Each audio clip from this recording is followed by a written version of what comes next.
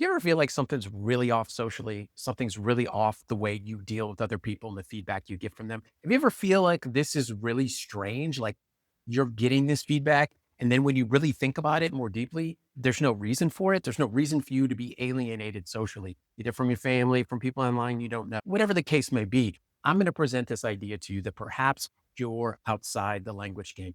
The language game, like religion, is super inclusive. It's like a sphere of influence. And if you get outside that language game, all of the people in it are confused by you. And so the feedback you get from them is always going to sound negative. It's not always purely negative, but you'll get this negative reinforcement from those people stuck in the game. And so they think they're right. So the feedback you're going to get is ethical in as a premise. It's ethical, which means they're going to say you're bad and the things you do are bad. And they're not going to have reasons for that. And you're going to get really confused. You're either going to know you're outside the language game. It's not going to matter, or you're going to be stuck. And then if you're stuck, you're going to feel guilty about it. So beware of that. We're going to move on to the signs that you're outside the language game. We're talking about signs that you're outside the language game. We talked about maybe if you feel really weird about socializing, about the way people react to you, about all these things. Maybe it's not you. Maybe you're outside the game and they're all inside the game thinking they're right. So we're going to talk about the signs that maybe you are outside the game if you don't already know it. Because if you already know it, you don't need this video. First thing is making up words. Are you constantly making up words? They're called neologisms. It means when you can't find a word for something, you make up a word that fits. If you do that a lot, that's a first sign. You'll see people doing it and other people react to them like, huh? They won't understand what they're doing. They don't get it. Again, that's another one right there, not getting it. Jokes. Speaking of not getting it, if people just don't seem to have a sense of humor with you, or they don't seem to get the joke, or your joke is kind of funny and they're just lost, that's a sign. If your friends give you terrible advice, if you're constantly getting in trouble and your terrible friends are always telling you stupid things, and then when you listen to them, you get in more trouble, if the advice is always terrible, what that may mean is you don't know you're outside the game. You're with people inside the game and you're listening to their stupid ass advice. That happens all the time. And then the last one I'm going to tell you right now, because it's a short video, is what I call literalism. And that means people take things too literally. And again, this kind of relates to the sense of humor thing, but it means they interpret words too literally when they're not. Sometimes words mean what they mean, and sometimes things need to be literal. But there's this little thing that people do when you try to present something ironically or you try to present something funny, and their mind just doesn't get it. Their mind cannot wrap around the idea that it might be funny, it might be a joke, it might be contextual, it might be nuanced.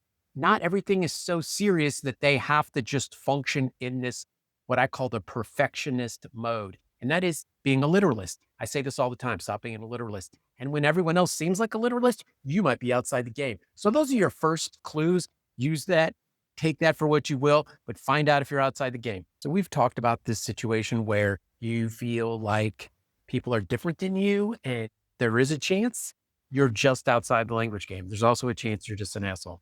But if you are outside the game, we've then talked about what it looks like from your side when you're outside the game. You have a tendency to make up words, to get jokes, to be confused by other people not getting jokes, things like this, things I call literalism.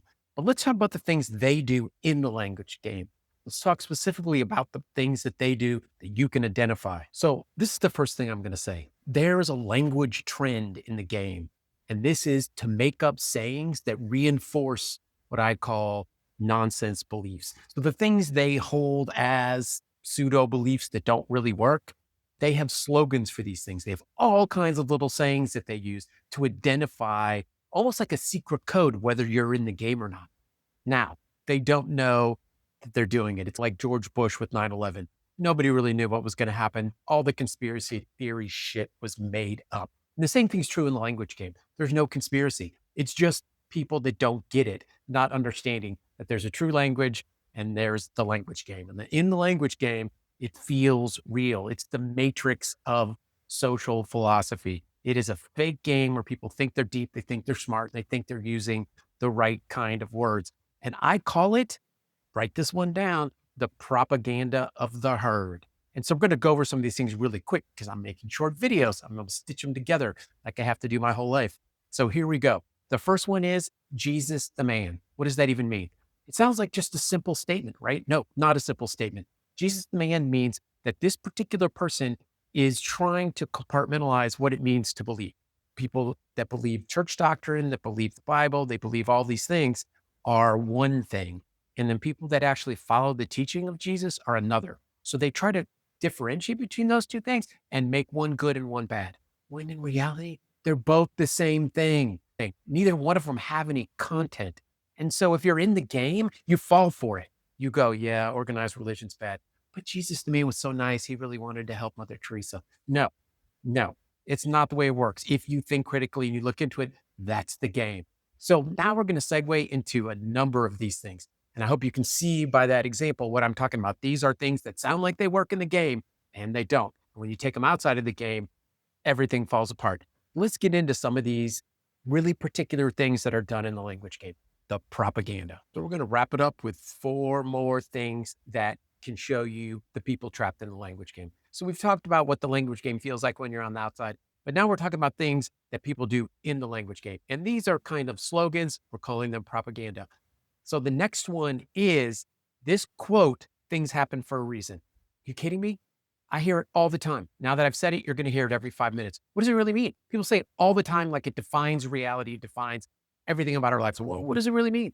It means there's a reason for everything that happened, which means you're a determinist, which means you don't believe in free will, which means you believe someone has pre-planned fate and mapped that out for you, which means you don't even need to get up from the table anymore. Just keep sitting because that was destined to happen. It means you're wholesale in this fate. Well, the minute you talk about it, it sounds stupid. My point is they say it without knowing they're saying it. The next one is all relative. Everything's relative. You know what Bertrand Russell said? He said, it's pretty hard for everything to be relative because then there would be nothing for things to be relative to. That's the quote. Bertrand Russell. Do you see what I mean? That kind of debunks it. Next one, I'm just going to take it day by day. Really going to take it day by day. Do you know what that means? Have you even thought about what you're saying? Probably not. Take it day by day means you completely live in the present. You don't take into account the past. You're not looking toward the future. You're just going to let things happen to you like a starfish. You're just going to flow for the way you explain it. Once you explain these things, people in the language game are like, yeah, that's not really what I meant. Nope, that's what you said, bro. And you said it over and over and over. These things, like things happen for a reason, these are the slogans that are every day, every 5 minutes. Go watch TV. It never stops. And the last one I'm going to tell you, and this is one that's a little more subtle, is how everyone ends everything they talk about with, well, in my opinion, I don't think free will actually exists, in my opinion. In your opinion, you know what that really means? It means they don't feel comfortable stating facts. It means they don't feel comfortable stating anything of value, anything that makes a judgment. We live in a culture where there is no reward for judgment, which means you judge anything, whether you're right or wrong, that's negative. You know who said this? Nietzsche. Would not shut up about it. Went on and on and on and on and on about how we lack this kind of judgment. You know who picked it up? His little student, really student, Ayn Rand, would not shut up about a valueless society. But these people don't know they're doing it. They're stuck in the language game saying, Jesus the man, things happen for a reason. It's all relative. Take it day by day. Oh, in my opinion, when you hear these things, run, bro. They're in the game. And if you're not in the game, if you felt those things that we talked about before, then you're going to suffer the consequences. Thanks for shopping.